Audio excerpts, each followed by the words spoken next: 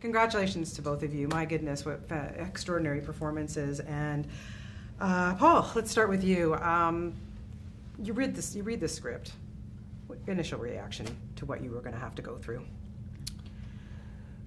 I mean, yeah, the initial reaction is, well, does one want to go through this? And truthfully, wasn't sure because really it's about what kind of film the director wants to make and how he wants to treat the subject matter. And are we really going to explore what these people are going through, or is it just going to be used for sort of child abduction for a cheap thrill, which would not be of interest to me? So really it was about sitting down with Denis, the director, and sort of talking about the character in the film. And luckily, he's a wonderful guy, and I think he had the right take on it. And I liked his previous films very much once I watched them, and so it felt like take the leap.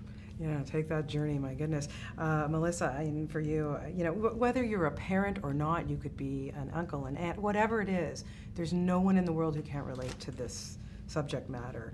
How do you, take what you did in this role, and, you have to internalize it somehow. I just wonder where you go when you take on a role in a movie like this. It was a complicated, lonely thing, as it always is, only more so with these particular words to learn and thoughts to think and realities to connect and make it make sense, make her be a whole person, not a good person, not a bad person, but a whole and complete person who, just as every other person in the film, their circumstances have led them to where we find them in the movie. Holly is no different there. So yeah, no, there was the hard work. Paul has talked about it this morning too. Was the walking toward it. The set was just so beautiful. Denis as our guide, and having wonderful, delightful Hugh there, and he's just a great guide to be around, and you can tell quite easily when he needs a quiet time to himself or when he's ready and willing to chat with people. We had lovely conversations there on the set, and then to get to work ever so briefly with Paul was a great pleasure and honor for me, and working with Jake, a whole other kettle of fish comes into play, and all of it was just wonderful, wonderful work. So the trepidation of moving toward it was very much lost once we got to shooting. Yeah, being a parent, oh God, really it just made it harder for me to watch this movie. But watching someone like Hugh Jackman in a role like this, knowing what such a good person and nice guy he is, and the scenes between you and him in that bathroom will never leave my mind ever in my entire life until the day I die. I mean, seriously, Paul, you did such an extraordinary job. How did the two of you get through that? And then I want to know what happened after they said cut.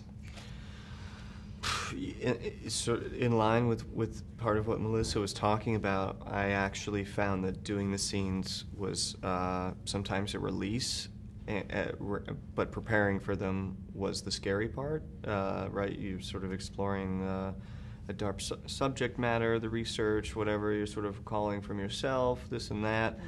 So you're feeling that, but then when you get to go do it, that was the more fun part, actually. Getting to actually do the scenes, getting ready for them was the scary part. And like you said, I knew that I had a trustworthy partner in Hugh, not just because he's a good actor, but because he is a very good man. So I think that hopefully allowed us to both, do what we wanted to do in those scenes. So what happened? Denis says cut, then what happens after you shoot those scenes?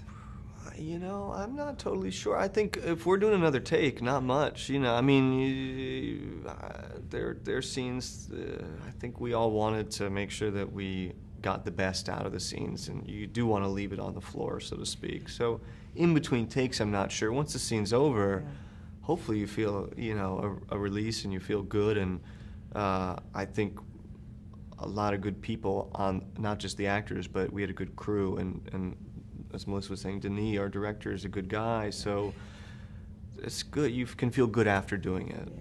I want to ask you about Denis, because a great Canadian director, such a good guy, but why was he the perfect director for this film?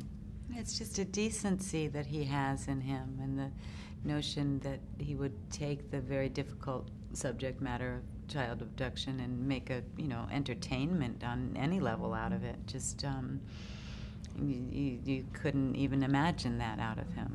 There's other very fine directors who might well have done that with the project. And you just knew that Denis was going to go for a quality and a depth of examination that gave everyone at least a moment of grounded, real human behaviors. Mm-hmm. Paul, how about for you? How did he help you through? I was just recalling this, but I remember Jake and I talking about Denis. He's not good at BS. Like, he's really good at saying yes or no in an instinctual way. And I think that's also why he was able to treat the subject matter well and not just, want to thrill the audience or something. It's more about, okay, this is true to what the character is going through or it's not. So I think he had good instincts, not a good liar, which I think is important.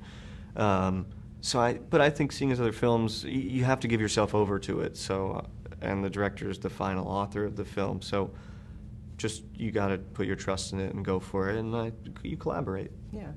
Yeah. You both make such amazing choices in the roles that you take. My goodness, you just keep upping yourselves in each role. It's unbelievable. But for you, I'll start with you, Melissa. What is it when you get a script now and you look at it and you go, is it the script? Is it the director? What kind of gravitates you towards something now? It tends to be scheduling more than anything else. Okay, fair enough. If I could do it, I'll be happy to. Yeah. How about you, Paul? I'm not sure. I know that hopefully there's at least some sort of I feel like still the biggest goal is to become a better actor, frankly. So it's like, what challenges? I want to be kind of scared of the project, otherwise I feel not good. And therein lies the difference between the male actor and the female actor. Well, you have another film in the festival, 12 Years a Slave, which unfortunately I haven't had a chance to see it, but what was it about that one? Because I've just been reading up about it, and that's pretty intense, too. Yeah. Well, really beautiful story. Just a beautiful story, and really good filmmaker. Good group of people as well. That one's not for the meek either. Yeah. But I think it's very good. Yeah. When you look back at your work and stuff, can you think about the career, the role that just flipped your life around? No. 30-some years ago, I was on a soap opera. I was nominated for an Emmy. And since that moment 30 years ago, there's been peaks and valleys again and again, and I wouldn't trade a single of the higher or lower moments. Good. No, good. You give us great stuff. And Paul, for you, the role that changed your life? Honestly, probably the first film I ever did. I was doing theater in high school in New York, and I thought I wanted to be an actor, and I definitely thought it meant being on stage in New York, where I grew up, and I did an independent film, and all of a sudden I really liked what that experience was. So that was called LIE, and that was probably, for me on a personal level, yeah. That was good. I remember that one. That was a good one. Congratulations to both of you. You did such a great job in this movie, and please come to Toronto anytime. You're always welcome. Thanks. Thank you. Thank you.